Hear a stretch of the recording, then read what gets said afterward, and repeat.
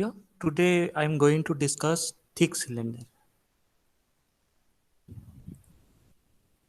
तो सबसे पहले आज हम लोग थिक सिलेंडर प्रॉब्लम स्टार्ट करेंगे। तो थिक सिलेंडर प्रॉब्लम में डिस्कस क्या करना है कि आपके पास एक थिक सिलेंडर दिया हुआ, ठीक है। तो इस थिक सिलेंडर का इंटरनल रेडियस आर आई है और आउटर रेडियस आर नॉट है। ये थिक सिलेंडर में internal pressure P I exert कर रहा है, एक्सटर्नल प्रेशर जो है पी नॉट एक्सर्ट कर रहा है।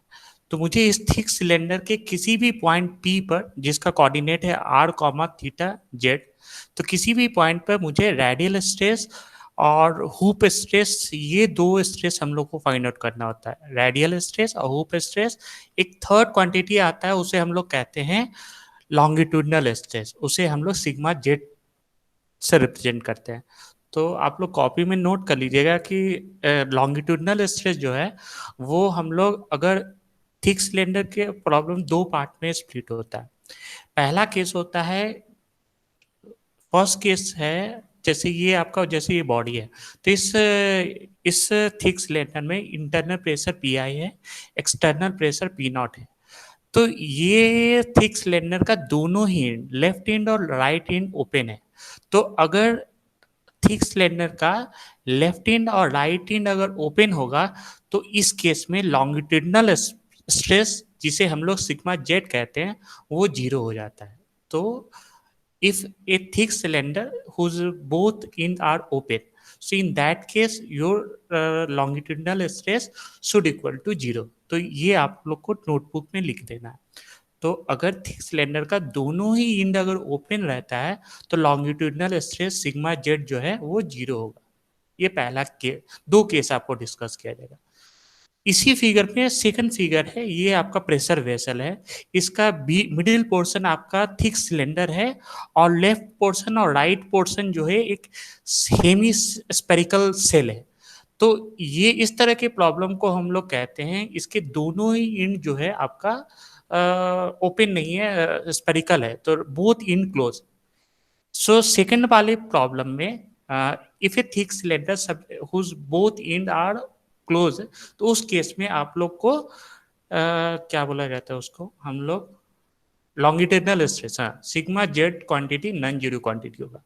तो इस केस में आपका longitudinal stress sigma Z zero हो जाता है और इस वाले के केस में सिग्मा जेड जो है वो नॉन जीरो क्वांटिटी होता है। तो इस केस में सिग्मा आर, सिग्मा थीटा और सिग्मा जेड होगा, और पहले वाले के केस में फर्स्ट केस में सिग्मा जेड जो है वो जीरो हो जाता है। तो ये दो चीज को आपको कॉपी में नोट करना है।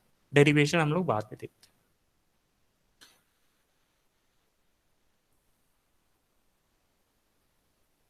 तो सबसे पहला केस है, सबसे फर्स्ट केस हम लोग ज्योमेट्री अगर डिफाइन करते हैं तो ये आपके पास थिक सिलेंडर है। तो इस थिक सिलेंडर में इंटरनल प्रेशर पी आई है, एक्सटर्नल प्रेशर पी नॉट है। तो इस पॉइंट का अगर इस थिक सिलेंडर का अगर कोई पॉइंट चूज करते हैं, उस पॉइंट को हम लोग पी रिप्रेजेंट करते हैं।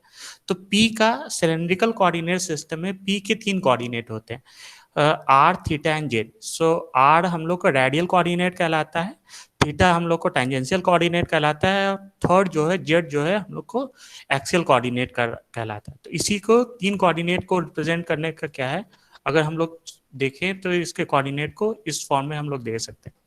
ये एक सिलेंड्रिकल कोऑर्डिनेट सिस्टम को रिप्रेजेंट करने, कोई भी पॉइंट को सिलेंड्रिकल कोऑर्डिनेट के रिप्रेजेंट करने का ये तरीका है, ठीक है।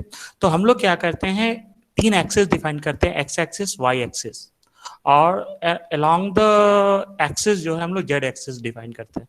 तो ये सिलेंड्रिकल कोऑर्डिनेट है। तो अगर कोई पॉइंट पी है, इस पी का कोऑर्डिनेट हम लोग कर सकते हैं पी, अगर पी जैसे ये आपका सिलेंडर, ये सर्कुलर पार्ट है, तो इस पॉइंट, ये आपका पॉइंट पी है, और इसके सेंटर से इस पॉइंट पी को अगर हम लोग ज्वाइन कर लेते हैं तो ये डिस्टेंस मेरा कैपिटल आर कहलाता है। उसके बाद हम लोग अगर ये एक्स एक्सिस से ये एंगल बना रहा होगा वो थीटा, तो ये हम लोग का टेंजेंशियल कोऑर्डिनेट थीटा कहलाएगा। और पॉइंट पी जो है along the Z axis coordinate जो है हम लोग स्मॉल जेड से रिप्रेजेंट करते हैं। तो सिलेंड्रिकल कोऑर्डिनेट सिस्टम में हम लोग किसी भी पॉइंट का लोकेशन हम लोग आर थीटा एंड जेड से रिप्रेजेंट कर सकते हैं। तो किसी भी पॉइंट पी का कोऑर्डिनेट आर थीटा जेड होता है इन सिलेंड्रिकल कोऑर्डिनेट सिस्टम। तो हम एम क्या है कि किसी भी पॉइंट पर रेडियल स्ट्रेस सिग्मा आर और सिग्मा थीटा ये दो क्वांटिटी को हम लोग को फाइंड आउट करना है, और बोथ इनक्लोज होता है तो हम लोग सिग्मा जेड फाइंड आउट करते हैं। तो यही मेरा इस प्रॉब्लम का एक्सप्रेशन सिग्मा आर और सिग्मा थीटा का डेरिवेशन हम लोग इस प्रॉब्लम में हम लोग देखेंगे।